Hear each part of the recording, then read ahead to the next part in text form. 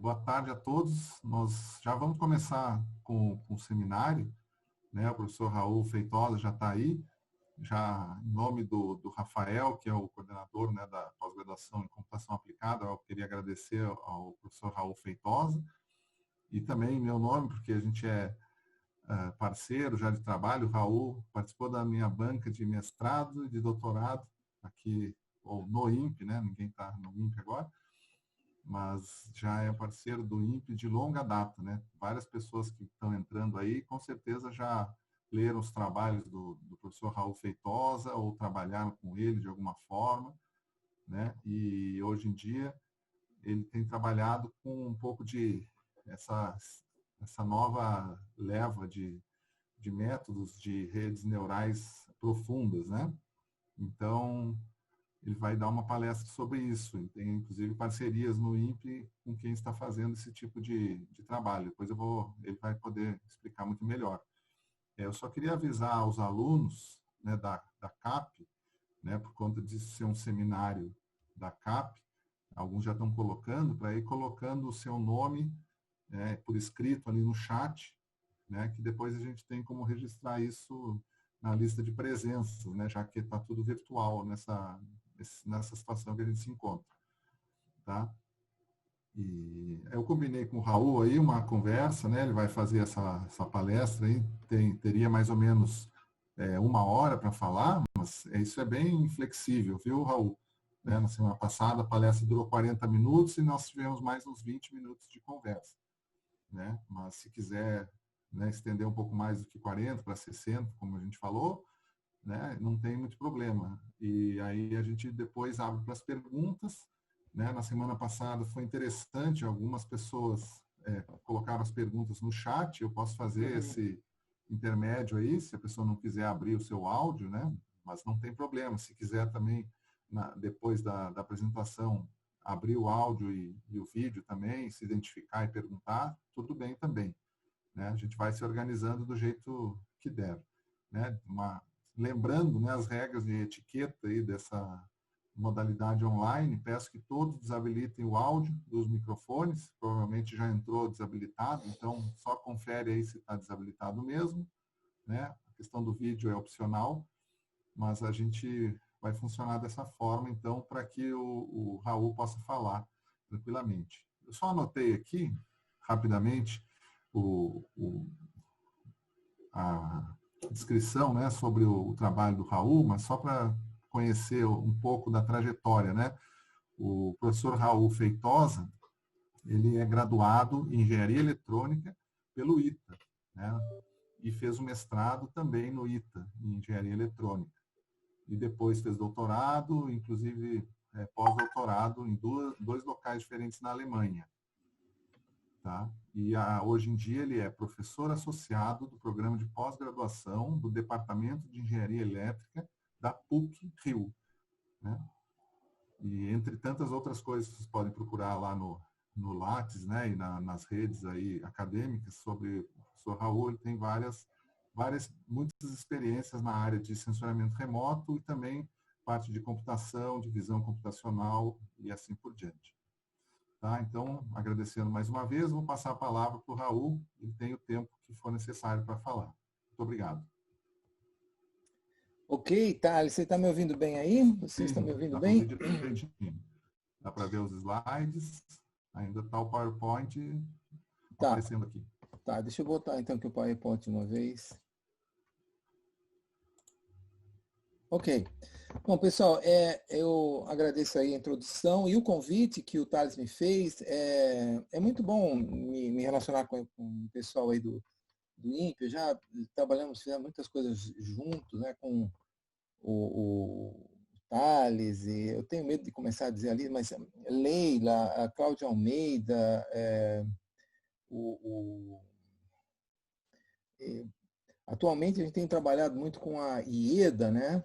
Inclusive esse trabalho, a gente tem uma versão aí que a gente submeteu para um artigo, para uma revista agora recentemente, está ligado com esse trabalho, a IEDA é coautora, o Cláudio Almeida também, o Herman, né? Enfim, várias pessoas, e a gente tem aí um histórico de relação com o pessoal. Bom, esse é o tema. Os meus slides estão em inglês, porque um dia na minha vida eu decidi só escrever slide em inglês, porque todo mundo entende inglês. Se eu escrever em português, às vezes vou ter que traduzir. Eu tenho certeza que isso não vai ser um problema para vocês. Mas eu vou falar sobre redes recorrentes totalmente convolucionais para mapeamento agrícola a partir de análise de imagens multitemporais SAR. Um outro parceiro aí, o Dutra, que eu acabei não mencionando, né? A gente tem aí algumas publicações juntos. Bom, eu estava tentando entender mais ou menos qual é o sentido desse tipo de seminário e eu tentei organizar isso a partir do que eu compreendi. Pode ser que em alguns momentos vai ser um pouco básico demais e fique um pouco entediante para vocês. Eu peço desde já a compreensão de vocês, tá? Bom, essa aqui é a estrutura da minha apresentação, a motivação desse trabalho. Eu vou falar dos objetivos e aí eu vou falar, e aqui eu vou ficar um certo tempo, né? Eu vou falar sobre os fundamentos, e aí eu vou voltar bem para trás, e talvez eu vá chover sobre molhado, né, para alguns de vocês. Depois eu vou falar sobre essas redes recorrentes totalmente convolucionais, que é vamos dizer, o trabalho que a gente fez, e que vai ser objeto dessa palestra. Vou falar sobre a nossa análise experimental e o resumo no final. Bom, comecemos aqui com a motivação. A motivação é mais ou menos óbvia, né? Acho que vocês já ouviram isso em vários lugares, acho que mesmo dentro do ambiente do INPE. A população do mundo continua crescendo, a taxa de crescimento está diminuindo, mas a população do mundo continua crescendo e vai continuar crescendo, segundo os especialistas, ainda por várias décadas. Aqui vocês têm um gráfico relativamente recente. Nós estamos aqui mais ou menos por 7,8 bilhões e ela vai continuar crescendo ainda até o final desse século. Então, é necessário que a gente tenha políticas, né, para garantir que esse pessoal todo tenha o que comer. E essas políticas têm que envolver ações que tenham o mínimo impacto ambiental. Então, uma das ferramentas, né, uma das ações que são essenciais, a gente precisa monitorar, não é, essas culturas agrícolas para servir, para prover subsídios para que se desenvolvam planos de desenvolvimento. Deixa eu acertar aqui. Planos de desenvolvimento comercial, regulação de estoques e estratégias de gerenciamento, certo? Bom, não preciso parar muito aqui para falar sobre vocês sobre isso, né? Que o sensoriamento remoto ele é uma solução, provê ferramentas que são bastante efetivas para a gente fazer esse monitoramento, porque a gente tem hoje em dia praticamente informações sobre o mundo inteiro, não é? Numa resolução espacial bastante interessante e também uma resolução temporal bastante interessante, e alguns deles são de graça, né? Desde que desde esse programa Copérnicos, lá da Agência Espacial Europeia, lançou esses satélites Sentinel-1 e 2, a gente tem informação com resolução da ordem de 10 metros a cada 6 dias, mais ou menos, né? E, basicamente, nós temos, ficando com o Sentinel como um bom exemplo, nós temos assim duas abordagens que eu queria focar hoje, não são só duas, mas fiquemos com essas duas. Uma delas advém dos chamados sensores ópticos, né? Que são fáceis de interpretar, fáceis em relação ao outro, porque os nossos olhos, basicamente, são sensores ópticos, né? E o problema desses sensores ópticos é que eles dependem da luz solar, ou seja, você não pode capturar a imagem todo o tempo. Pior ainda, a gente tem as tais das nuvens. Em várias aplicações, como essa, por exemplo, que a gente tem trabalhado com o Cláudio Almeida, nesse problema de desmatamento, a Amazônia fica o tempo todo coberta de nuvem, o sensor óptico não vê nada.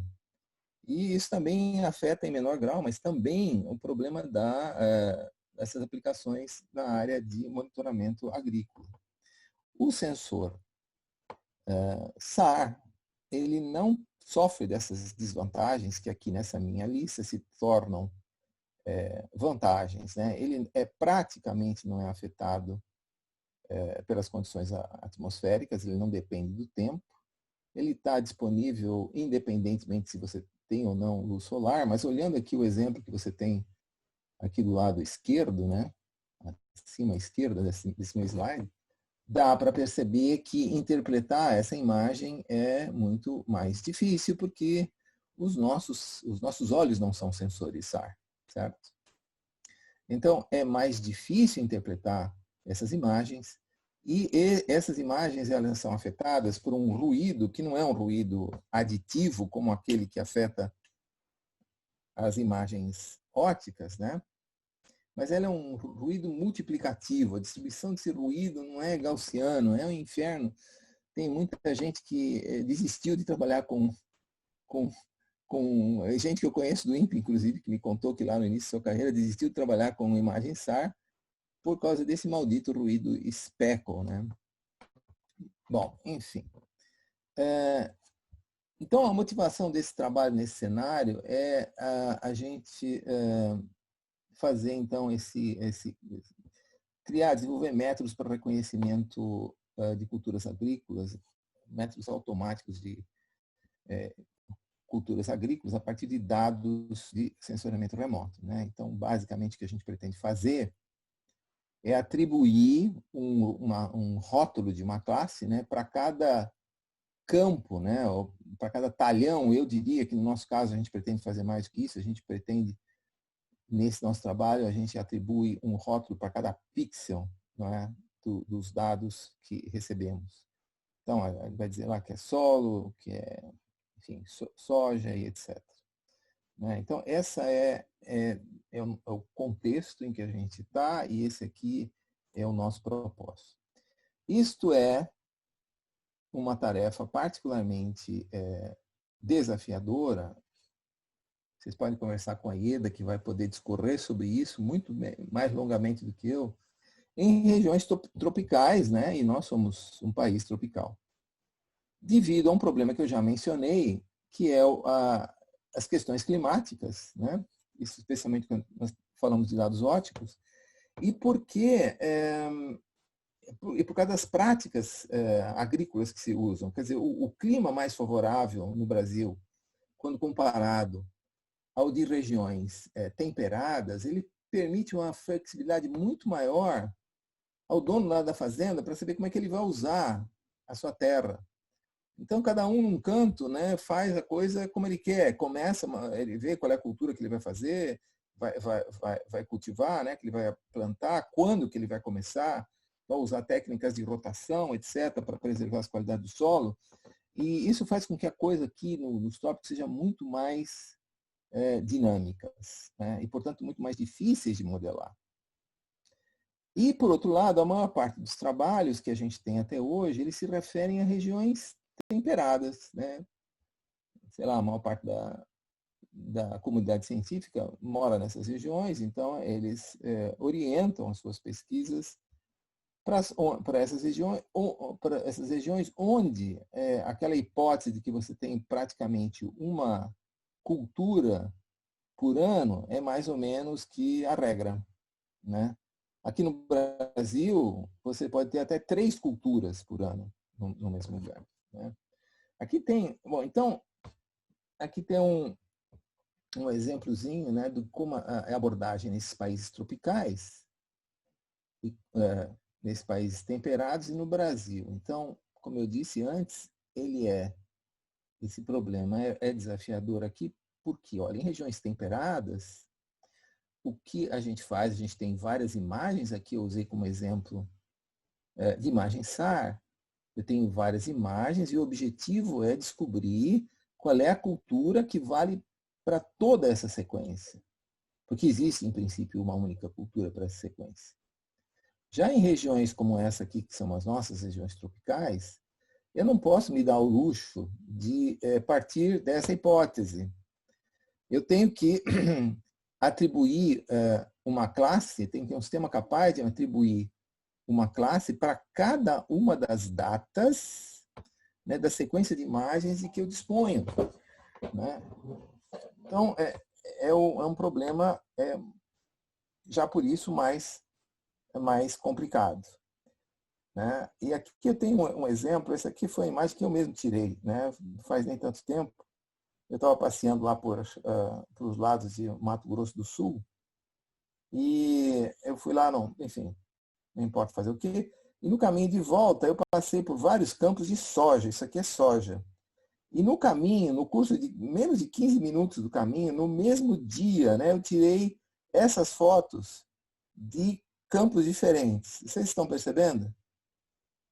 Que a soja, que no mesmo dia, numa distância muito pequena, elas estão em estágios, que a gente chama estágios fenológicos, muito diferentes, no mesmo dia. Ou seja, as coisas não acontecem sincronamente, né, como ocorre em regiões temperadas. Então, esse aí é mais um exemplo, né, mais um aspecto que demonstra que o problema aqui é mais difícil no Brasil em regiões temperadas de uma forma geral. Então, o objetivo do trabalho de que eu vou lhes falar é basicamente propor e avaliar uma arquitetura de redes recorrentes totalmente convolucionais para fazer o mapeamento agrícola data por data, tá? Baseado em sequências multitemporais de imagens SAR. Em regiões tropicais, evidentemente que a gente só fez para o Brasil, tá? Então, esse aqui é o objetivo do trabalho. Ok, pessoal? E nesse trabalho que eu vou mostrar para vocês, nós basicamente testamos essas 3 arquiteturas. Na verdade, a terceira era a nossa proposta, as outras 2 elas já tinham sido propostas anteriormente, e nós adaptamos, mas não consideramos que a proposta tenha sido nossa, né? Mas consideramos essas outras 2 aqui, e são as redes LSTM convolucionais, né? Unidirecionais, as bidirecionais, e uma em particular que a gente chamou aqui de dense, que é o nosso foco. Como eu disse, esse trabalho aqui, a extensão dele foi submetida para o International Journal of Photogrammetry and Remote Sensing. A gente já recebeu a primeira feedback. Não está aprovado ainda, mas está aprovado com major changes, né? A IEDA é coautora desse trabalho também, né? E eu vou mostrar aqui só a parte que já foi publicada, tá? Que foi publicado ano passado em um congresso lá na Alemanha. E antes de eu mostrar a proposta, eu vou usar uma boa parte dessa nossa palestra aqui para ir para os fundamentos. Eu perguntei para o Thales se eu podia voltar para os fundamentos, e ele achou que seria apropriado. Então, antes de apresentar a arquitetura, eu vou voltar bem atrás, tá? Supondo aí que vocês vão ser, aqueles que já conhecem bem isso, que vocês serão compreensíveis. Então, eu vou começar aqui falando sobre as chamadas redes convolucionais. Né? Essa onda que começou em 2012, né? em que nós estamos surfando. O que é uma rede convolucional, assim, muito básica, de maneira muito superficial, em poucas palavras? Essa aqui é uma rede, essa arquitetura que eu vou mostrar para vocês, para a tarefa que a gente chama de classificação de imagem. Então, uma rede, uma convinet básica, pode ser entendida com uma sequência de camadas convolucionais, não é? Intercaladas com funções de ativação e operações de pooling. Essa discussão está muito longe de ser completa, tá, pessoal? Mas eu não tenho tempo de ir em todos os detalhes. Tá? Então, é possível se construir uma rede convolucional a partir disso que está aqui. Eu vou dar, então, só uma ideia para vocês, né? Então, aqui você tem aqui um esquema do que seria essa rede. Né? Você teria aqui uma convolução, uma camada de ativação que eu estou representando aqui pelo verde, né? Aqui a gente tem um downsample, uma redução da resolução, e a gente pega e repete esse processo aqui várias vezes. Aqui eu representei isso aqui só 3 vezes, mas isso aqui pode ser repetido várias vezes, e daí a ideia de chamar isso aqui de profundo, né? Porque isso pode ser repetido em tese várias vezes. Nesse problema de classificação da imagem, depois que eu fiquei feliz aqui com o número de vezes que eu repeti esse esquema, eu pego esse tensorzinho que vocês estão vendo aqui, né? Esse tensorzinho aqui que está no final, né? Esse tensorzinho que está aqui no final, e faço um flatten, é o que está escrito aqui. Esse flatten simplesmente pega esse tensor, estica, transforma ele num vetor, né, segundo uma convenção qualquer, e aqui eu tenho, então, um outro vetorzinho que tem tantos elementos quantas forem as classes do meu problema. E nessa última etapa, eu tenho uma estrutura que eu chamo de rede totalmente conectada, ou seja, cada elemento aqui desse vetor de saída, né, se eu tiver 10 classes, ele terá 10 elementos, ele vai me dar a probabilidade a posteriori de que esta imagem aqui de entrada pertença à classe 1. O segundo elemento vai dar a probabilidade posterior que pertence à classe 2 e assim por diante. Mas cada uma dessas probabilidades que vão estar representadas aqui vão depender de todos os elementos desse vetor aqui esticado, esse vetor aqui de pé. Por isso, a gente vai ter o que a gente chama de rede totalmente conectada, né? Porque cada elemento desse vai depender de todos os outros. Isso é um problema, porque várias redes que existem hoje em dia, né, 90%, 95% de todos os parâmetros que você tem que treinar, que você tem que aprender, estão aqui no finzinho, né? Não todo esse esquema aqui precedente. Ou seja, você sabe que muito parâmetro para aprender significa muita demanda por dados rotulados, né? Se você está no esquema supervisionado. Bom, então, como é que esse negócio aqui funciona? O que seria, vamos dizer, cada um daqueles termos, redes convolucionais inicialmente. Então, imagina que eu tenho aqui esse tensor, né, que tem dimensão espacial H e W, e tem profundidade D, que corresponde, sei lá, ao número de canais espectrais, ou um número de polarizações, se você está trabalhando com imagem SAR. E aí, então, eu crio aqui o que eu chamo de filtro, tá vendo esse trocinho aqui? Aqui está com 3 por 3, profundidade de 3, né? E imagina que cada cubinho aqui desses tem um valor de W, um pesozinho, né? E esse conjunto de valores de peso define o filtro. Aqui cada cubinho tem o valor lá que você mediu, sei lá, numa determinada banda espectral, certo? Então, o que é a convolução? A convolução é simplesmente o seguinte, eu pego e meio que coloco lá, eu vou imergir aquele filtro lá naquele meu tensor de entrada, e eu vou multiplicar cada pezinho pelo valor correspondente que tem lá na imagem de entrada, né? Vou ter um produto para cada um desses cubinhos que estão aqui, e depois eu somo todos esses produtos, eu tenho um valor que está representado aqui. Aí eu pego e mudo esse negócio, eu deslizo esse negócio para a próxima posição, que a gente chama de convolução. E aí eu tenho o segundo valor. E aí eu mudo para o outro, e assim eu vou deslizando, por assim dizer, né? Daí o nome sliding, né? Essa aí é a velha e boa, né? Já bem conhecida, nossa antiga convolução. Tá? Eu vou, então, esse negócio, essa animação é meio entediante, porque ela só faz a mesma coisa o tempo todo. Eu vou abreviar isso aqui. Mas note que ela vai produzindo um monte de resultados aqui, até que na saída surge aqui uma matriz, né? Com um monte de resultado, que a gente chama de mapa de ativação.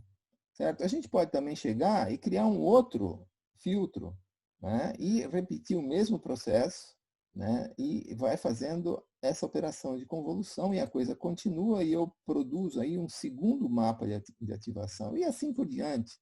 Eu posso fazer com quantos filtros eu quiser. Eu não sei quantos que eu tenho ainda. Por exemplo, aqui eu fiz com 6.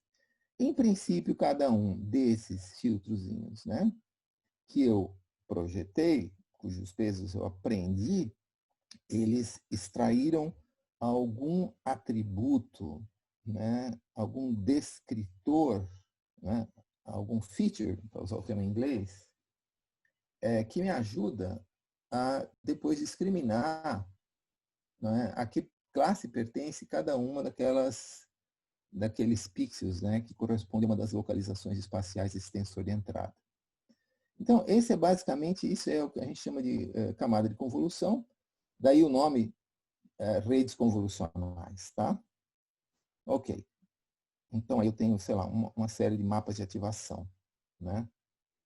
Bom, a outra coisa que eu faço é o seguinte, eu pego esses mapas de ativação, todos esses valores aqui, e submeto-os a uma função linear. E aqui tem uma listazinha de funções, eu não vou entrar nos detalhes, né? Essas funções aqui, as curvas azuis, são funções claramente não lineares, né? Essa aqui tem a sigmoide, aqui você tem a tangente hiperbólica, você tem uma outra que ficou famosa aqui, chamada ReLU, ali que ReLU, a ELU, e tem outras, né, mas aqui, esse grupo aqui é bastante representativo.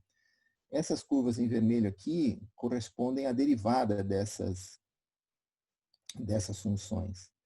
Ou seja, eu vou pegar, então, o resultado desses mapas de ativação, eu vou aplicá-los a essas funções, né?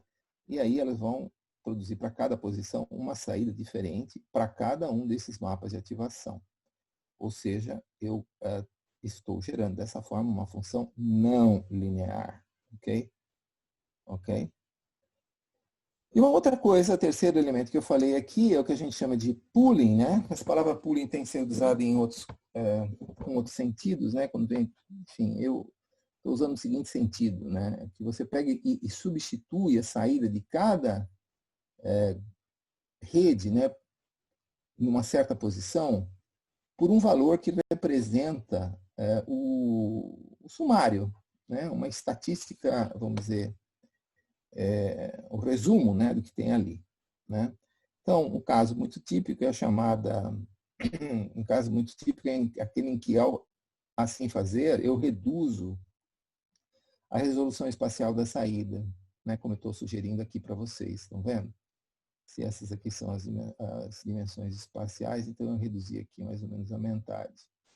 Uma operação que é muito comum é o chamado max pooling, que eu faço, por exemplo, né, de 2 por 2, com um passo de 2. Eu pego cada grupo de 2 por 2 pixels e seleciono entre eles o maior valor. Aqui, por exemplo, seria o 6, aqui, por exemplo, seria o 8, aqui, por exemplo, seria o 3. E vejo que, ao assim fazer, né, essa matriz de 4 por 4 se transformou numa matriz de 2 por 2, e assim eu reduzi a minha dimensionalidade. Isso aqui é uma espécie de resumo do que eu tinha aqui, além de conferir uma certa robustez quanto a pequenos deslocamentos na imagem. Não vou explorar muito isso aqui. Tá? Então, vocês vejam o que a gente tem aqui naquele esquema original.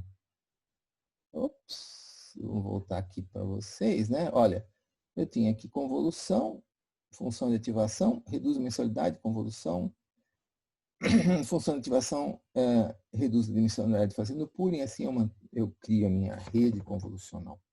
Tá?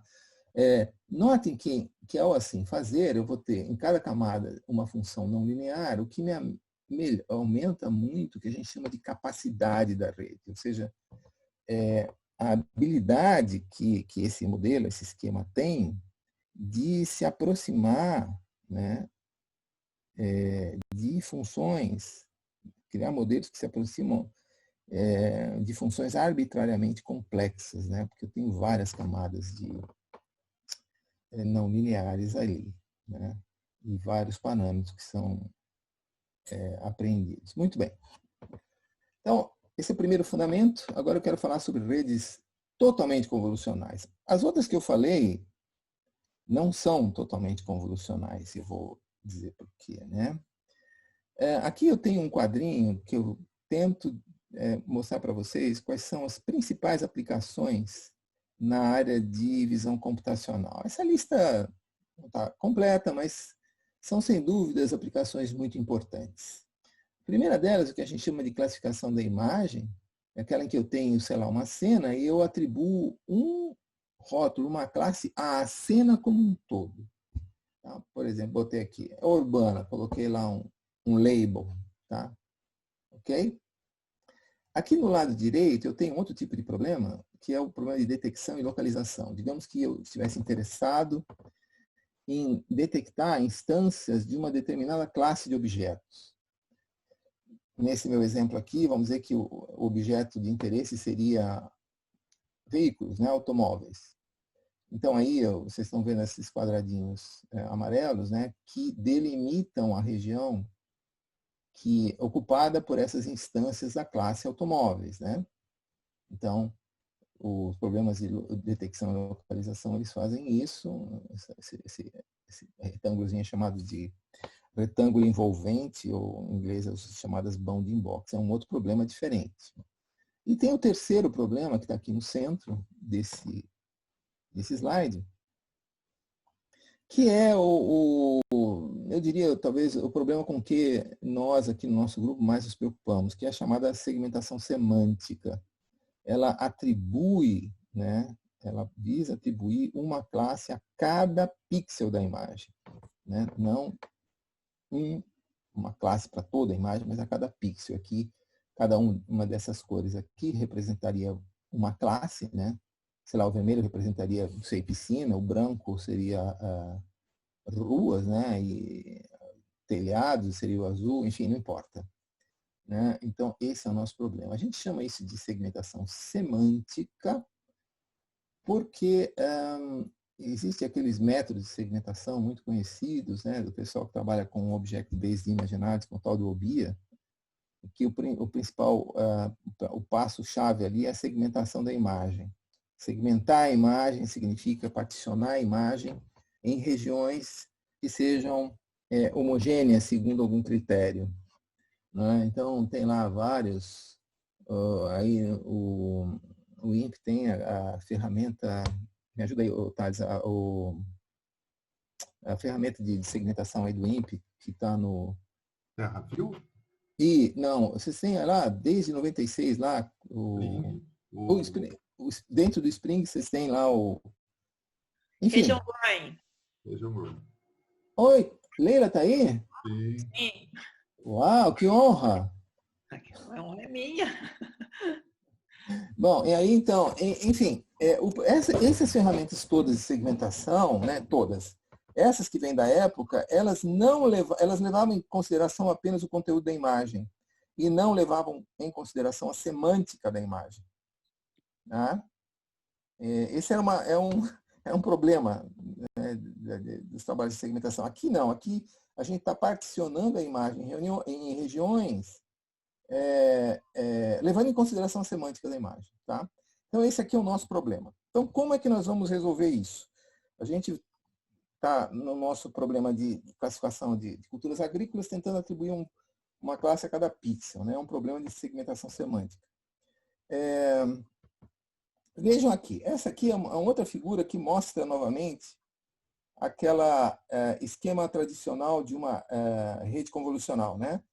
Tem aqui, ó, sei lá, você vai convolução, ativação, pooling, né? E vai diminuindo, e chega uma hora que aqui no fim você pega e põe, esticou, né? O resultado aqui, esticou, fez um vetorzão, né? E aí você tem aqui as diversas classes, né? Que é um vetor de classes, e eu atribuía um único rótulo, certo?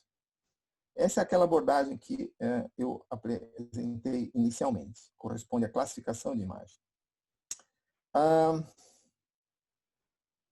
E como eu disse aqui no final, eu tenho uma rede totalmente conectada, ou seja, cada um dos elementos desse vetor aqui de probabilidades, né, ele leva em consideração todos os elementos aqui desse vetor. Essa operação não é convolucional, né, é uma operação que não é convolucional, que a gente chama uma rede totalmente conectada, como está escrito aqui. Tá certo? Essa ação aqui a gente chama de flattening em inglês. Então, a primeira ideia que a gente tem para tentar transformar aqueles métodos de classificação de imagem para o problema de segmentação da imagem seria o seguinte, olha, a gente pega aqui um petzinho, tá? Um recorte aqui da imagem, aplica uma redezinha como aquela que a gente estava falando até agora, que foram as primeiras desenvolvidas lá em 2012, e acha lá, sei lá, um rótulo, né? Jardim. E a gente atribui esse rótulo ao pixel central desse recorte. Aí a gente pega e vai deslocando esse recorte aqui por toda a imagem. Vai sempre, em cada posição, a gente vai publicar, cada recorte a gente aplica essa mesma rede, ela vai dar um resultado, e eu atribuo o resultado ao pixel central. Tá? Essa aqui é uma ideia, uma adaptação simples, a primeira coisa que nos ocorre. O problema disso é que isso é computacionalmente extremamente ineficiente. É coisas assim de 3 ordens de grandeza mais caro computacionalmente para fazer. Né?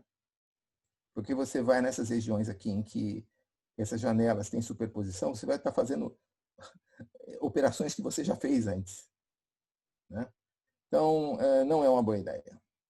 Então, aí vem a ideia da gente usar as redes totalmente convolucionais, ou seja, nada de camada totalmente conectada. Cuidado para não confundir totalmente conectada com totalmente convolucional. Tá? Então, o que a gente faz é o seguinte, a gente pega, essa é uma abordagem muito comum, a gente cria aquela estrutura que nós já vimos antes, que implica, entre outras coisas, numa redução da dimensão espacial da imagem. Então, essa aqui seria a primeira fase, a fase que eu estou chamando aqui de subamostragem, seguida de uma outra fase de superamostragem, de upsampling. Tá? Então, e aqui, então, no final, eu vou ter um resultado, em termos de classes, com a mesma resolução da imagem de entrada da imagem original. Ou seja, nesse tipo de arquitetura, eu vou ter 2 etapas, que eu vou chamar essa aqui, ó, essa primeira aqui, em que você tem a contração, né, da resolução espacial, eu vou chamar de codificador. E essa segunda etapa aqui, que eu vou chamar de decodificador. É como se aqui no meio, nesse gargalo que eu tenho aqui, pessoal, como se aqui o resultado que eu tenho aqui no meio fosse uma forma codificada dessa imagem de entrada que, se Deus ajudar, preserva todas as informações relevantes para que depois eu recupere as informações necessárias para atribuir a cada pixel um rótulo particular. Tá? Aqui bem no gargalo, né? Claro que você não pode exagerar. Se você reduzir esse negócio demais, você vai perdendo coisa. Cada vez que você reduz a dimensão, que você faz um downsample, você vai perdendo alguma coisa. Um exemplo de uma rede que teve muito sucesso nisso, e é muito utilizada, ela foi originalmente introduzida para análise de imagem médica em 2015, mas ela ainda é base para muitos trabalhos, essa tal de UNET. Eu peguei essa figurinha do artigo original, que está aqui referenciado, e que não segue exatamente, vamos dizer, o estilo gráfico que eu usei nas outras figuras, mas eu imagino que vocês podem identificar facilmente. Olha, vocês estão vendo aqui aquelas operações, né, que tem a convolução seguida de função de ativação, e aqui você tem aqui os poolings, né, que vai diminuindo a resolução espacial, e aí eu chego aqui no meio, né, que seria, vamos dizer, o nosso gargalho, seria aqui o estágio que faz a contração, e aqui eu tenho na segunda parte o estágio que faz a expansão, né, que recupera a resolução original. E ele tem uma ideia muito legal aqui, cara, muito legal mesmo, que é o seguinte, tá vendo essas linhas que estão aqui, ó? Essas linhas que estão aqui, eles chamam de, em inglês, skip connection. Eu não vou me esforçar para traduzir para português, skip connection. O que ele faz? Ora, aqui nesse processo de diminuir a resolução, eu perdi a informação espacial. Tá? Então, agora aqui, né? Quando eu vim daqui para cá, por exemplo. Agora, quando eu vou daqui para cá, né, eu faço um upsampling, eu pego e concateno o resultado que eu tinha na fase contrativa do codificador, né, e concateno aqui, né, esperando que ele traga consigo detalhes que haviam sido perdidos nessa fase. E que essas operações que vão estar ocorrendo aqui, as convoluções, etc., tenham a sabedoria de pegar o que é importante desses detalhes. Quando eu digo tem a sabedoria, eles têm que ser treinados para isso, né? Então, eu faço isso não só aqui nesse ponto, mas nesse ponto e nesse ponto. E aí eu tenho, então, um tipo de rede que eu diria que é bastante famosa hoje em dia e que é totalmente convolucional para segmentação semântica. Ok, pessoal? Bom, eu acho que estou falando, deixa eu cuidar aqui com o meu tempo, senão, meu Deus do céu. Redes recorrentes. Esse aqui acho que é o último ponto que eu vou falar para vocês de teoria. Eu comecei, eu estou falando há 32 minutos já, pelas minhas contas. Vamos lá. O que são redes recorrentes? Bom, as redes recorrentes, vamos deixar de lado as convolucionais, elas são redes que são boas para você modelar sequência de dados. Tá? Sequência de dados. As explicações dela, né? Peraí, deixa eu ver se eu consigo. É para reconhecimento de fala, né? Não é a nossa praia. Tradução de idiomas não é bem a nossa praia, mas elas foram inicialmente usadas para esse tipo de aplicação. Image captioning, que é a tarefa de você produzir uma descrição textual do conteúdo de imagens, isso aí é meio a nossa praia. E agora aqui análise de imagens multitemporais. Isso aqui é exatamente o nosso problema. Tem uma sequência de imagens, então aqui tem uma dimensão temporal a ser explorada. E também a análise de vídeo, entre outras, tá? Então, como é que funciona uma rede recorrente, pessoal? Esse é basicamente o esquema, o desenho dela. Tá, olha aqui o que ela tem. Ela tem aqui essa caixinha, que eu vou chamar de, sei lá, célulazinha dela, RNN, o Recurrent Neural Network, definida por um conjunto de parâmetros que eu estou denotando aqui por esse símbolo θ. E ela recebe na entrada, que vocês estão vendo aqui, esse x de t que eu vou chamar de entrada externa, tá? É um dado que eu vou provendo a cada passo, tá certo? Bom, e ela vai produzir um resultado aqui, que eu estou denotando por h de t, que que eu chamo aqui de estado interno. Esse quadradinho preto que vocês estão vendo aqui é um atraso. O que eu quero dizer é o seguinte, é que aqui na saída, onde eu estou com o meu cursorzinho, o que eu tenho aqui, depois desse atraso, é o h de t-1, ou seja, o resultado que essa rede produziu no passo imediatamente anterior. Esse h de t-1, esse estado anterior, junto com a entrada externa, compõe a entrada para esse quadradinho, tá vendo? Né? E é com base nessa entrada que ela produz o novo resultado. Então, esse círculo aqui dá o nome dela de recorrente, tá? Desse estado externo, eu calculo depois a minha saída no formato que me convém. Então, basicamente, a rede é isso. A recorrente é uma coisinha assim. Como a gente monta esse F aqui, é que está aí o espaço para a gente usar a nossa criatividade. Tá? Então, eu posso pegar essa mesma redezinha que eu desenhei antes e apresentar para vocês num formato que eu vou chamar de desenrolado. Tá? Eu vou desdobrar essa rede, eu vou criar uma instância dela correspondente a cada passo no tempo. Olha, vocês conseguem perceber a relação aqui entre esse desenho e isso? O que eu estou fazendo aqui é exatamente a mesma coisa, só que a cada instante eu estou recebendo aqui um dado de entrada. Me desculpem, aqui é O de T, viu, pessoal? Errei aqui, é O de T, tá? Mas acho que está claro. Só que aqui entra, ó, você está vendo que aqui entra o estado anterior, né? Ó, tá vendo? O estado produzido aqui, tá certo? Essa configuração, se vocês forem perceber, olhar com calma, aqui dentro eu vou ter várias operações, né? Multiplicações, enfim, né? Funções de ativação, não lineares, ou seja, isso aqui, se eu olhar aqui, eu posso entender que isso aqui é uma rede neural, onde cada instância corresponde a uma camada, certo? Só que, com um detalhe, esses parâmetros aqui, né, são sempre os mesmos em todas essas camadas, né?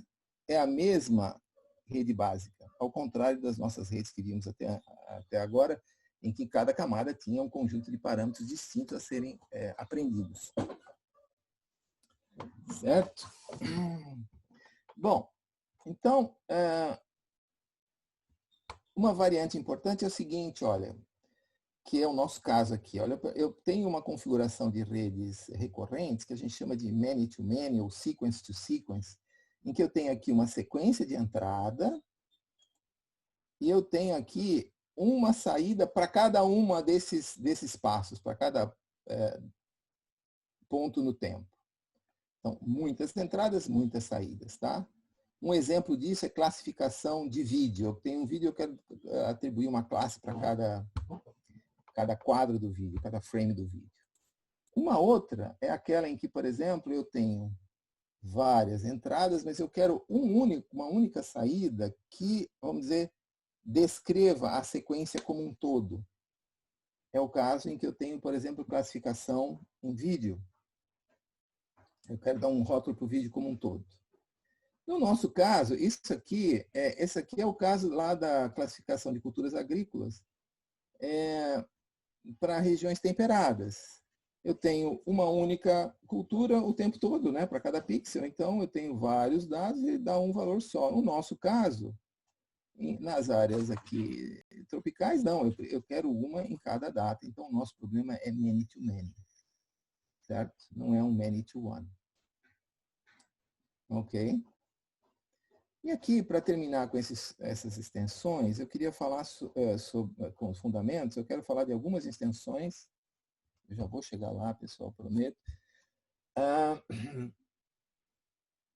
Normalmente, ou originalmente, essa aqui é a célulazinha básica, né?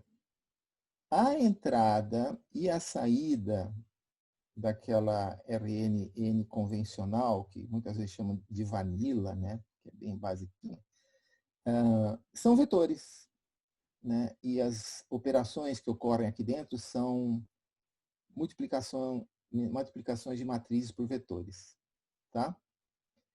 Tá, mas existem, então, surgiu não muito tempo depois da primeira ideia, da primeira vez que foi proposta, né? As chamadas conv-RNNs, né? As redes convolucionais, ou seja, são redes em que a entrada agora é um tensor, a saída também e as operações aqui internas são convoluções, como as que nós vimos antes, tá? Não é simplesmente multiplicações de matriz, mas são convoluções que vão produzindo resultados na forma de tensores aqui dentro até essa sua saída. Então, em conv-RNNs, as multiplicações de matrizes são substituídas por convoluções. Certo, pessoal? Isso é uma coisa importante, que a gente usa mais do que isso, porque a gente está lidando, né, na nossa área, a gente lida mais com tensores. Então, o dado flui através de uma conv-RNN, né, das células, mantendo a sua dimensão, né, ou seja, mantendo, na realidade ela pode modificar um pouquinho o valor da dimensão, mas se entra 3D, né, lá dentro ela continua sendo processada como 3D e a saída pode ou não ser 3D, né, mas enfim. A outra coisa que, uma outra extensão interessante é chamadas redes bidirecionais. Vejam, essa figurinha eu já mostrei para vocês, né? É aquela versão desenrolada da célula básica da RNN. Então, você vê que em cada ponto aqui, vamos pegar esse ponto que está aqui, ó, ele leva em consideração, né, para produzir a sua saída, somente o que aconteceu antes. Né? O que aconteceu depois, ele não. Ela é uma rede forward, né? Quer dizer, o dado entra num lado, ele vai sendo processado e não volta para trás e vai lá até o fim. Só que existem algumas aplicações em que a gente tem a sequência inteira disponível, né? Então, por que não usar isso? Olha, tem várias aplicações, né? Por exemplo, tradução de linguagem que não é em tempo real. Quer dizer, você olha toda uma sentença e depois aí você produz uma tradução. Quando você quer fazer análise de vídeo, né, offline, não é tempo real, você tem o vídeo inteiro, pega o vídeo inteiro, aí você decide o que aconteceu em cada um dos frames lá iniciais. E uma aplicação que a gente está levando em conta é essa, em que eu tenho uma sequência de imagens, né?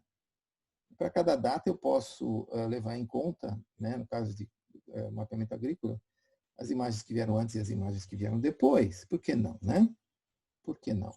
Por que não tomar vantagem dos passos posteriores para inferir o que aconteceu antes? Então, como é que eu faço? Qual é o truque para eu usar a informação do futuro aqui, entre aspas? Eu acho que você está me entendendo, né? A ideia, na verdade, é simples. Ó, você está vendo aqui? Eu fiz um desenho um pouquinho mais simplificado aqui daquelas minhas redes desenroladas, está vendo? Ó, entra aqui, né, sai aqui, enfim, aqui tem os estados, né, que estão entrando. Eu simplesmente faço o seguinte, olha, eu crio uma outra rede igual, ó, tá vendo? Só que os dados fluem no sentido oposto. Perceberam? Então eu vou ter aqui a minha rede forward, a rede backward, e elas recebem aqui o mesmo dado, ó, tá vendo? Em cada instante de tempo, né? O dado externo. Mas o estado, ó, né? Esse estado vem do, vamos dizer, do futuro, enquanto aqui os estados vêm do passado.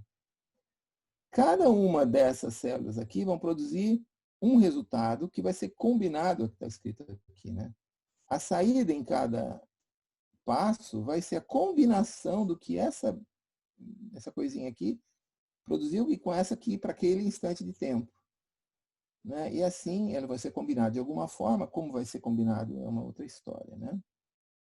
Então, essa ideia aqui eu fiz um esqueminha para simplificar. Eu peguei e juntei aqui essa que foi, essa que vem, né? Que veio, essa que foi, essa que voltou, como se fosse uma única célulazinha, para que o meu diagrama não fique tão congestionado. Então, aí eu tenho isso, uma rede bidirecional. Tá certo? Ok?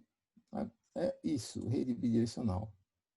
E, finalmente, eu quero mostrar para vocês, e agora é finalmente mesmo, da parte de Basics, uma variante dessa rede aqui, né?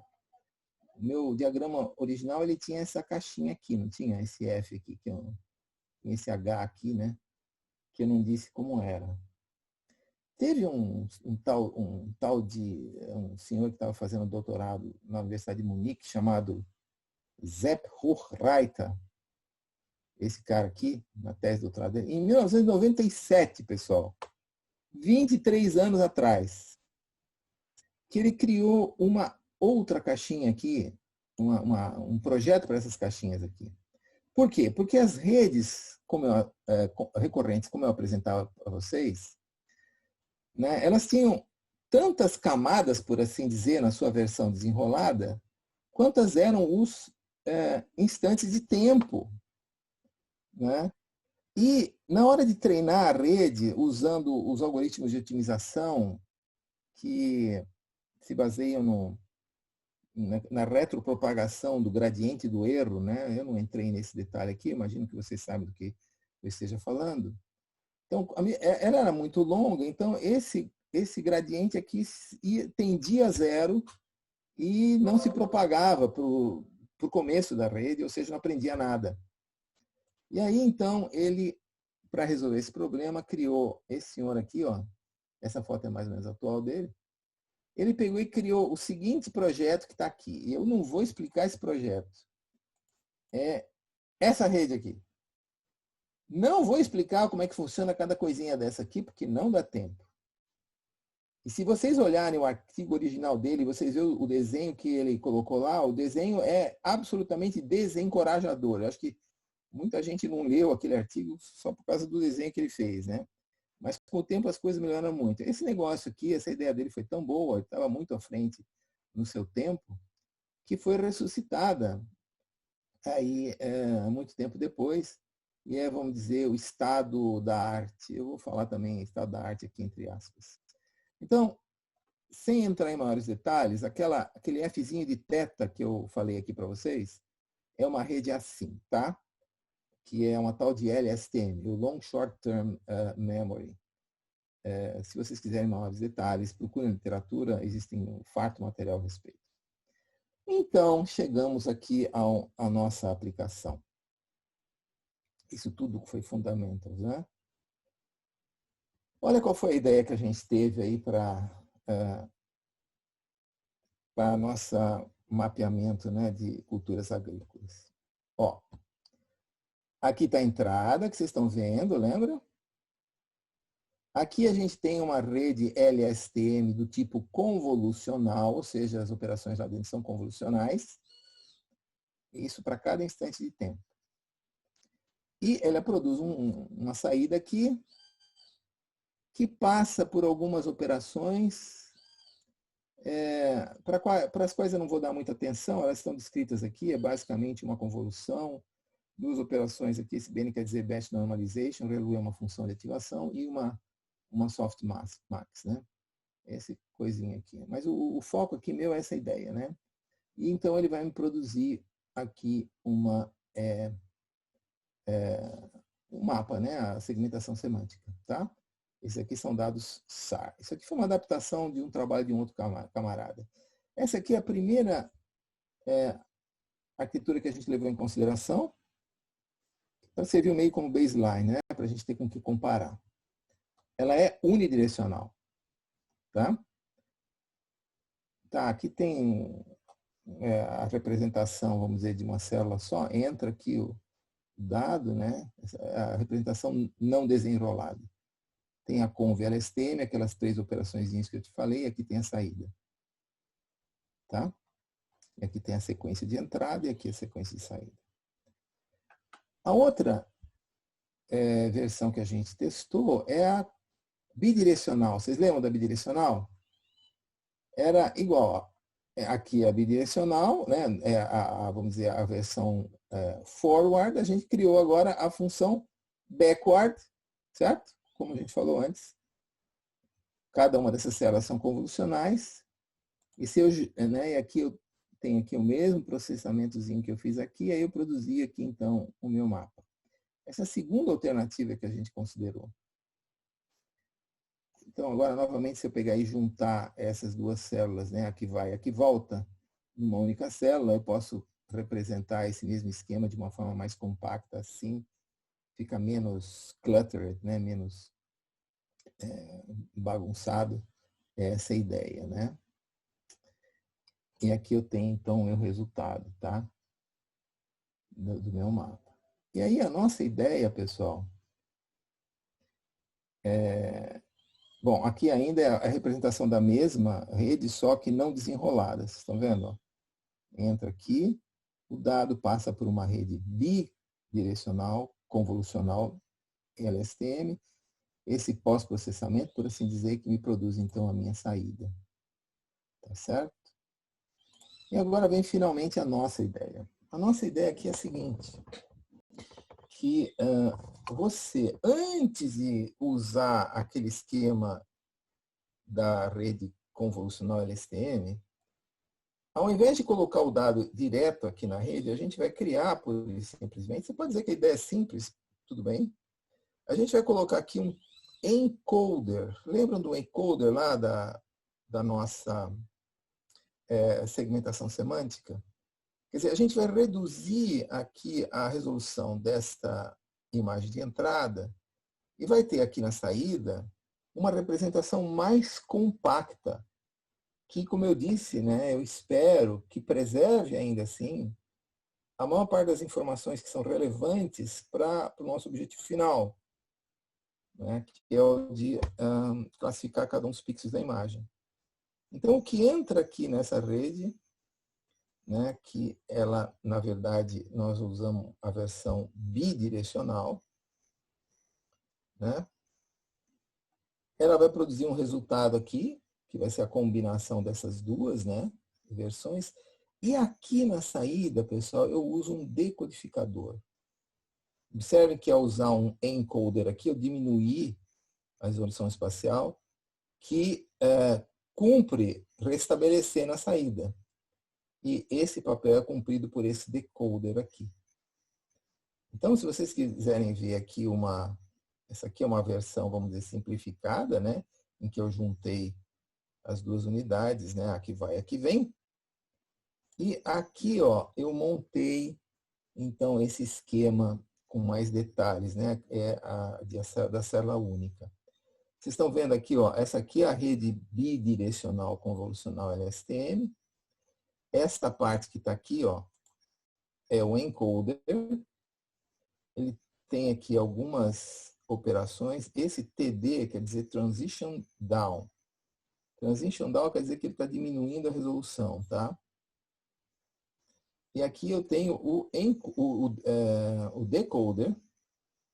E eu tenho aqui esses blocos aqui, TU, que quer dizer Transition Up. Aqui eu faço eu vou aumentando a resolução da imagem. E tem aqui algumas operações, né, de convolução. Esses blocos aqui são chamados dense block. Eu precisaria de um tempo que eu não disponho para entrar em detalhes. Então, aqui, essa minha rede convolucional trabalha com uma versão mais compacta do resultado, né, que depois a gente restaura aqui a resolução no final. Esse aqui é uma descrição do dense block. Eu não vou entrar nesses detalhes aqui agora, não tenho tempo para isso. E aí, então, já caminhando para o final da minha apresentação, eu queria só mostrar os resultados, né? A gente pegou aqui alguns dados, todos esses dados aí são de vocês, viu, pessoal, do INPE, por obra e graça, sobretudo, né, da IEDA, né, que tem sido uma super parceira nossa aí. Então, o primeiro dados é de Campo Verde, né, que tem dados basicamente Sentinel-1, né, dessa data. Aqui está os detalhes da região lá de Mato Grosso, né. Aqui está a distribuição das classes ao longo do ano. Cada cor representa uma classe, né, um tipo de cultura agrícola. E tem uma outra que ela terminou em 2018, né. Isso tudo aqui é público, tá, pessoal? Se vocês quiserem mexer, na verdade tá hospedado aí no site do INPE, tá? Não precisa falar comigo para se quiser usar. E aqui está a distribuição das classes, né, nessa base de dados. E aqui a gente tem os resultados, tá, pessoal? Então, cada grupo de barras aqui, só para vocês terem uma ideia, né, representa um mês da sequência. E dentro de cada grupo de dados, você tem 3 barras. A primeira corresponde àquela primeira variante mais simples, que é a unidirecional. A segunda, a bidirecional. E a terceira é aquela que nós propusemos, que usa, né, que é uma extensão da anterior, em que eu tenho um encoder-decoder né, na arquitetura. Então, vocês podem ver aí claramente que, em termos dessa métrica F1, essa métrica F1 é meio assim, traiçoeira, porque ela é muito afetada pelas classes minoritárias, né, as classes pouco representadas. Mas, bom, ainda assim a gente pode ver os resultados benéficos. Uma observação interessante é que você percebe que essa versão unidirecional, como o desempenho dela vai aumentando, né, à medida em que ela tem mais dados em que se basear. Ela só leva em consideração o passado, né? Isso é meio óbvio, né? E aqui nós temos os ganhos que a nossa abordagem, né, nesse experimento trouxe em relação a segunda arquitetura que nós consideramos, tá? Aqui nós temos o resultado em termos de overall accuracy. Aqui, nesse caso, consistentemente, o nosso método superou, né? Em todos os casos, em todos os meses, ele foi melhor. E aqui a gente tem um exemplo, né, dos resultados espacializados. Aqui escolhemos 3 meses, né? cada mês em uma coluna. Aqui a gente tem a referência, né, o ground truth.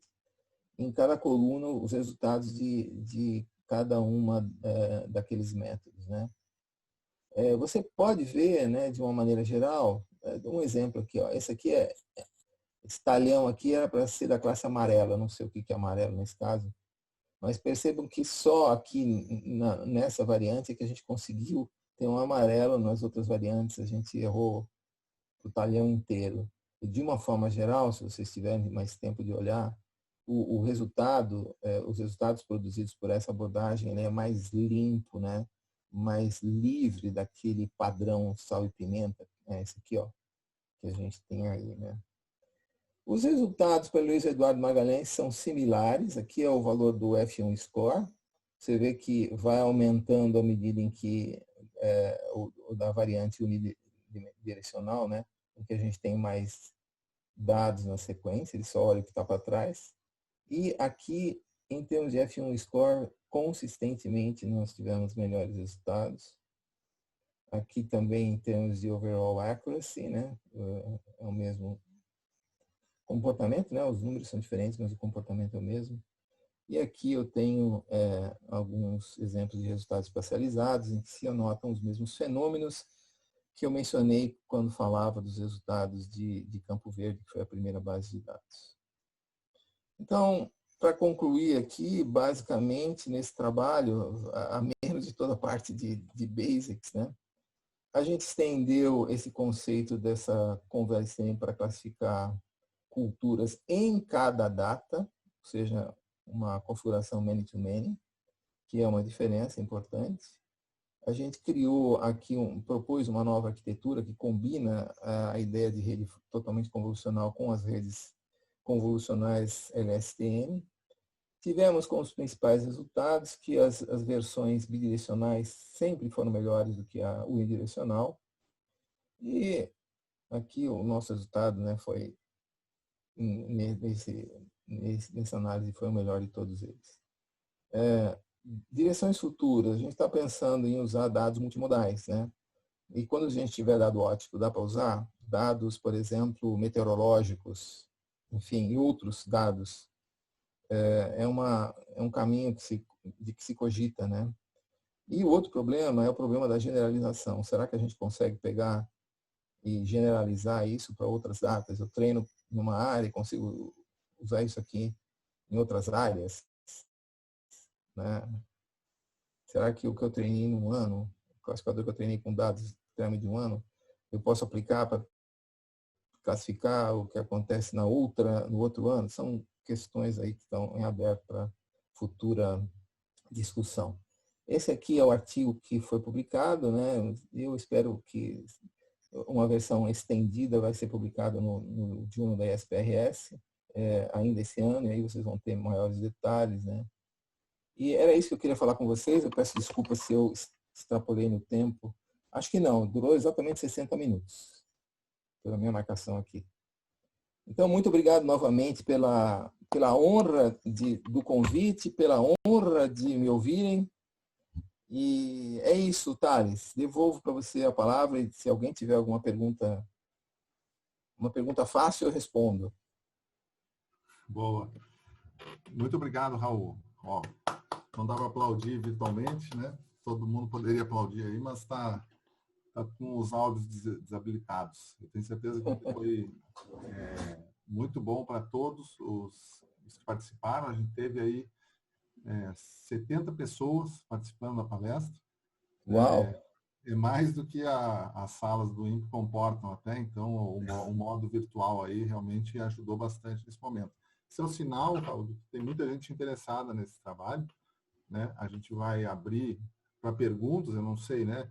Na semana passada, no outro seminário, no início o pessoal ficou um pouco acanhado para abrir seu áudio, mas a gente pode usar o chat, tanto para se inscrever ali, se alguém quer fazer alguma pergunta, né? Só colocar, ó, quero fazer uma pergunta, e a gente passa a palavra, ou ainda colocar por escrito a pergunta.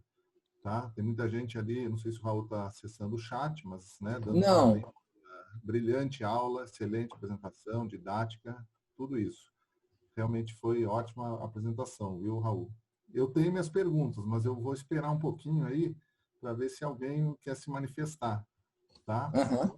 Pelo chat, ó, a própria Leila, né, que já tinha comentado no meio, ela quer fazer uma pergunta. Então, como ela foi a primeira, podia passar a palavra. Leila, pode abrir o teu áudio, por favor? Já Abre o vi. vídeo também, Leila. Abre o vídeo Oi? também. Também. Estou bem.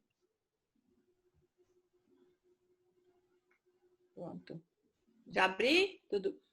Abriu. Ah, não, peraí. O vídeo. Oi, Leila. Abriu o vídeo? Sim, sim, como vai você? Ah, tudo bem, e você, Raul? Tudo Sempre um bem. prazer aí. É. Hein, Raul, não, eu queria mais informações sobre os dados do radar, né? Porque o radar você pode usar polarização, vários tipos de informações, né? Intensidade. O que que você usou? Olha, eu vou Ah, te confessar, eu não sou especialista em radar, você sabe disso, né? A gente usou duas polarizações, é o VV e o VH. Então é como se certo. tivesse lá um tensor que tinha dimensão 2 na terceira dimensão. Existe uma ferramenta lá da própria ESA, do próprio Copérnicos, né? Que você pré-processa esses dados, né? A gente Certo. simplesmente usou essas ferramentas para fazer isso. Uhum, E tá. passou aí pelo crivo de algumas pessoas que são mais experts nisso aí. Agora, esse negócio foi o pessoal de vocês aí, viu, Leila? Como eu te falei, a base de dados, quem capitaneou isso aí foi, na realidade, foi a IEDA. A gente ficou mais com o método, né? E depois... Não, mas eu achei bem interessante assim, os resultados com dados de radar, né? É aquilo que você falou, muitas vezes a gente tem um pé atrás assim, com dados de radar, né? Que a gente não tem muita experiência, assim, É, mas eu achei assim, muito interessante os resultados, porque você usou só radar, né? só radar. Só radar. Muito Olha, Leila, interessante. eu vou te falar um negócio. A gente submeteu agora, já que você está falando de radar, um trabalho com o Cláudio Almeida, o Cláudio, né? Vocês têm, Certo. a gente pegou uns dados lá de desmatamento da Amazônia com dados SAR, né? E também Sentinel-1, né? Claro que foi pior do que com dado óptico, né? Lógico. Mas foram interessantes, porque, segundo consta, nós estamos cegos a maior parte do ano, né? Que tá acontecendo, quase cego, né? No que está acontecendo lá Certo. na Uhum, Amazônia. tá. Agora, por exemplo, aqui você não comparou não, né? Esses resultados com radar e com ótico. Pois é, Leila, a gente está querendo exatamente fazer isso. A gente está querendo fazer. O problema é que você não tem o dado óptico em todas as datas, sabe? Uhum. Aí fica um negócio meio cheio de buraco. Você tem alguns meses, você tem, outros meses não tem. E isso é meio complicado. Uma das coisas que a gente quer fazer não temos clareza de como é que a gente vai pegar quando tem o dado, sem saber quando é que terá, como é que você vai fazer um data fusion com esse dado de SAR, né? Uhum. Porque, evidentemente, se você tem um dado num mês ou no outro mês, é diferente, né? Eu acho que essa é uma questão importante, sim, mas a gente não tem. É uma coisa que a gente está visualizando de fazer no futuro, Leila. Tá. Você usou quantas datas? Quantas imagens assim? Ah, olha, na verdade, a gente tinha mais de. O número exato depende da base. Eu não tenho aqui de cabeça, mas em alguns meses a gente tinha. Eram 13 meses, né? Em Uhum. alguns meses a gente tinha uma única, em alguns meses a gente tinha duas, mas a referência dizia respeito somente a uma data. Esses dados estão no site, né? Se você entrar, Certo. Não, não, só para eu ter lá ideia no, da quantidade? Eu diria que é alguma coisa em torno de 15, 20 para cada ano, né? Para cada base. Certo. E tem também, lá nessa base, você tem dados Landsat e tem dados Sentinel-2. Mas tem um problema que eu te falei, né? Dados Sentinel-2 a gente tem só de vez em quando. Né? Por conta de nuvem que você está falando. Por conta de nuvem, por conta de nuvem. Uhum. Tá. Ok, mas parabéns aí você pelo grupo, né, que fez o trabalho. Excelentes resultados. E a sua palestra também foi excelente. Vindo de você, tem um significado especial, viu? Nós somos amigos, né? Valeu, Leila. Mas parabéns aí. Obrigado, Leila. Eu vou ler uma pergunta. Tem duas perguntas no chat aqui, tá? Eu vou ler para ver se a gente compreende ela. Qualquer coisa, ou quem perguntou e se não ficou claro aí, pode ajudar aí. A pergunta é a seguinte: eu gostaria de saber mais sobre o processo de treinamento, especificamente sobre a seleção dos PETs, provavelmente as amostras. Aí a pergunta: você pegou as fazendas completas do trabalho de campo? Essa é a pergunta. Se eu peguei as fazendas completas do trabalho de campo. Talvez aquele slide que mostre, né, o conjunto de amostras da EDA, está até publicado mesmo, né? Acho que muita gente já acessou esse conjunto de dados. Mas acho que a dúvida é sobre se todos os PETs que estavam disponíveis foram utilizados para fazer o treinamento. Não, isso é um pecado, esse é um pecado contra o Espírito Santo, né? Você não pode treinar com tudo. Acho que eu interpretei mal a pergunta. Não, é o seguinte, ó. Eu vou confessar até um negócio para vocês, né?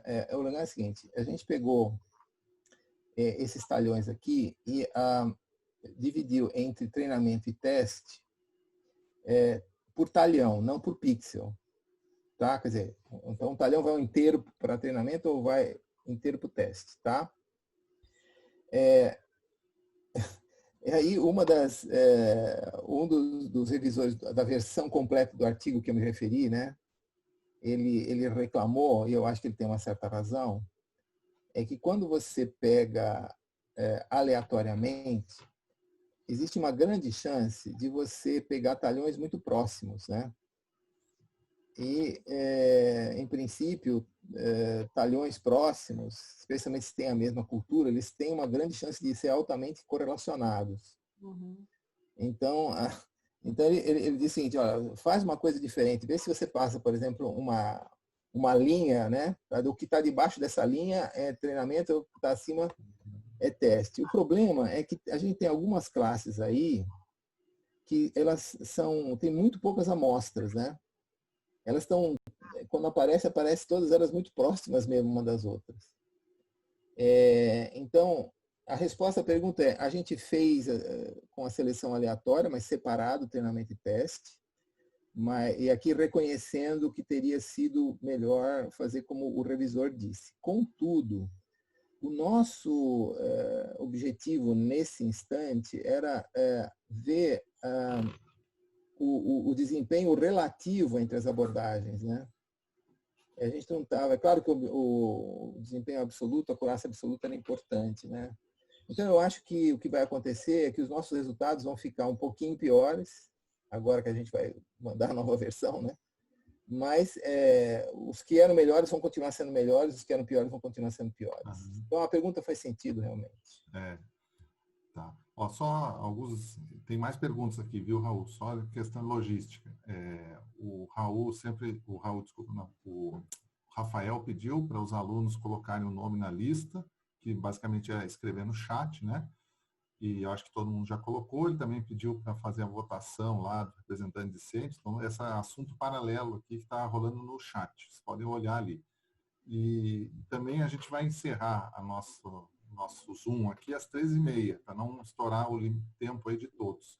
Então, eu vou lendo as perguntas e, se der 13h30, a gente encerra e eu repasso as perguntas aqui se o Raul tiver tempo, ele pode responder e assim por diante. Tá bom, gente? Só para também te respeitar os horários de todos. A segunda pergunta era sobre o Data Augmentation, né? Como que foi abordado isso, se foi abordado. A gente usou alguns, aqueles truques de data augmentation assim, convencional. A gente usou flip horizontal, vertical e rotação de 90 graus, basicamente, né? Tá. Mas é padrão, o data augmentation padrão, né? Aham.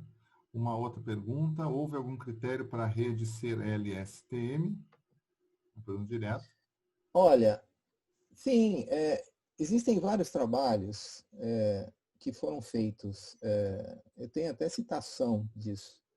Houve ao longo, desde 97, quando o Hochreiter previu essa arquitetura LSTM, foram feitos vários trabalhos visando criar uma outra arquitetura, né? Que conseguisse lidar com esse problema do gradiente, o vanishing gradient. Em 2014, se eu não me engano, teve um cara que veio com uma abordagem que é a GRU. E trabalhos posteriores tentaram comparar essas duas arquiteturas, GRU e a LSTM, e concluíram que que elas eram similares, não havia uma que era sempre melhor do que a outra, e que na média, né, ao longo de várias aplicações, elas continuavam sendo as melhores. Isso é bem recente. A GRU tem uma pequena vantagem que ela envolve um pouquinho menos de parâmetros, algo em torno de, sei lá, enquanto uma envolve 8 parâmetros, a outra envolve 5. Nós poderíamos ter feito com a GRU, mas a LSTM tem mais, sei lá, mais famosa. Poderia ter sido a GRU. Mas outra alternativa não faria muito sentido aqui. Existe agora uma tendência que é chamada Attention Networks, né? Chamados Transformers, que foi em 2017 introduzido para processamento de linguagem natural. E, bom, então não devia manter o segredo, mas é uma coisa que a gente está querendo pegar, porque para processamento de linguagem natural dizem que isso está se comportando melhor que a LSTM. Tá? Mas eu sei de muito poucos trabalhos que usam isso ainda na área de análise de imagem. É uma coisa que a gente está pretendendo investigar. Interessante. Raul, outra pergunta, o pessoal está, pelo menos no sensoramento remoto, a gente chamava de classificação de imagens, né? Esse termo classificação, segmentação semântica, ele bagunçou um pouco o nosso jeito de falar. E tem uma pergunta sobre isso. Ó. Por se tratar de segmentação semântica, a rede é uma rede não supervisionada? Essa é a pergunta. Não, ela é supervisionada. Ela é certamente supervisionada. Quer dizer, você entra com o dado cru e você entra com os rótulos para o treinamento, né? Por isso que ela é semântica, porque você traz a informação da classe, o que não acontece na segmentação que eu vou chamar de convencional. Você só usa o dado. E esse é exatamente o problema da segmentação convencional, né? Porque a boa segmentação depende daquilo que você está querendo ver. Né? E na segmentação que não é semântica, você não informa para o algoritmo o que é que você quer ver. Né? Não sei se respondi a pergunta. Quer dizer, é supervisionada, é supervisionada. Sim. Outra pergunta, é uma pergunta se chegou a comparar os resultados, né, além desses apresentados, com uma FCNN, Fully Convolutional Neural Network, se não me engano, como a UNet. Esse resultado foi comparado com a UNet. Nesse trabalho que eu disse a vocês que a gente submeteu, que ainda está em... Nós estamos tentando guiar o revisor, a gente usou, em vez de usar um encoder-decoder do tipo DenseNet, nós usamos um encoder-decoder tipo UNet, e usamos uma outra arquitetura que utiliza os conceitos de uma rede aí chamada Deep Lab, que é uma rede para segmentação semântica, né? Que consta como sendo pelo menos até o ano passado constava como sendo o estado da arte, né? Então a gente testou outras, sim. Mas eu preferia não revelar os resultados por enquanto eu estou brigando lá com não, a a gente tarefa está de brigando. todos é ler e citar o trabalho depois que for publicado, né, Raul? E citar, principalmente citar o trabalho. Bom, ó, a gente está estourando tempo. Eu acho que eu não vou conseguir fazer todos aqui, mas tem mais uma aqui, ó. Foi feita alguma estratificação no desenho amostral? É uma pergunta, se foi feito isso. Eu acho que já explicou um pouco naquela divisão Não, linear lá. essa foi uma coisa aí que a gente fez meio aleatório aí, né? E a gente vai ter que consertar agora, tem que fazer um novo experimento para agradar o revisor, né?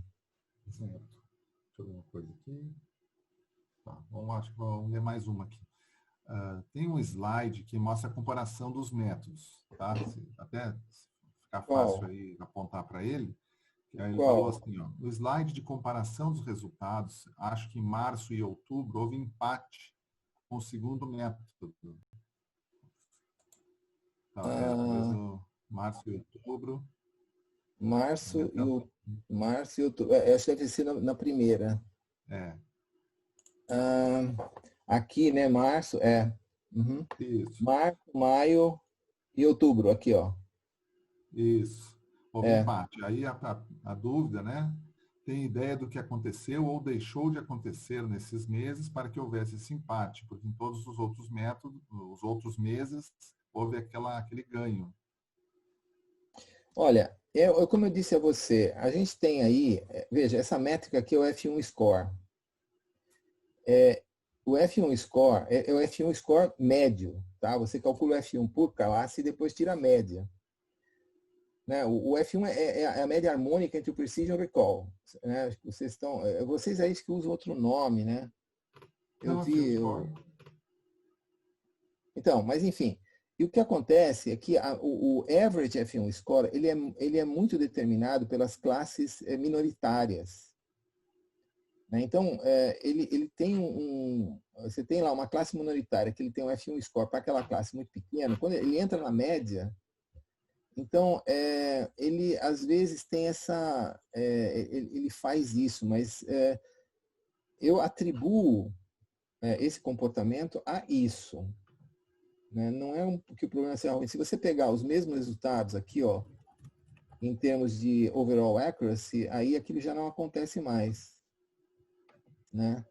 É isso que eu entendo que aconteceu. Não é um problema do método, coisa assim. Uhum. Bom, a gente vai terminar agora. Tem um comentário que é uma sugestão, né, do Data Augmentation, além de ser espacial, um Data Augmentation temporal. Né? Eu não sei quanto que isso já foi explorado por vocês, né, mas talvez tentar cada série temporal sofrer outro tipo de mudança que caracterizasse Data Augmentation. Mas é uma sugestão aí de alguém que está participando aqui. Tá? Eu acho que olha, uma coisa que a gente fez num outro contexto, eu não sei quem é que está perguntando, é o seguinte, esses dados de SAR, todos eles vêm afetados de ruído. Uma coisa que a gente poderia fazer é, quando você tem duas imagens de SAR capturadas na mesma data, e a gente pode supor que não houve mudança importante, né? A gente podia pegar a média dessas datas, né? Ou, entendeu? Tentar fazer alguma coisa usando tipo desses denoise em autoencoder, né, para tentar produzir uma versão mais limpa de ruído. Mas eu acho que essa linha é uma linha realmente interessante que vale a pena a gente refletir sobre ela. Legal. Raul, muito obrigado pela atenção aí, várias perguntas, né? Isso significa que todo mundo ficou interessado e quis opinar porque está muito interessado no assunto, é muito interessante. Como muita gente escreveu ali, ninguém chegou a falar, mas né, dando parabéns pela apresentação, pela didática. Agradeço aqui e a gente vai encerrar essa sessão, tá? Então, todo mundo já mandou as mensagens, a princípio está tudo certo. Agradeço a atenção de todos, principalmente o professor Dr. Raul Feitosa aí, e estamos encerrando o chat. Eu vou fechar em alguns segundos. Boa tarde a todos. Muito obrigado. Obrigado, tchau. Boa tarde, parabéns, Raul. Um abraço para todos aí, Leila, Thales e os demais. Valeu.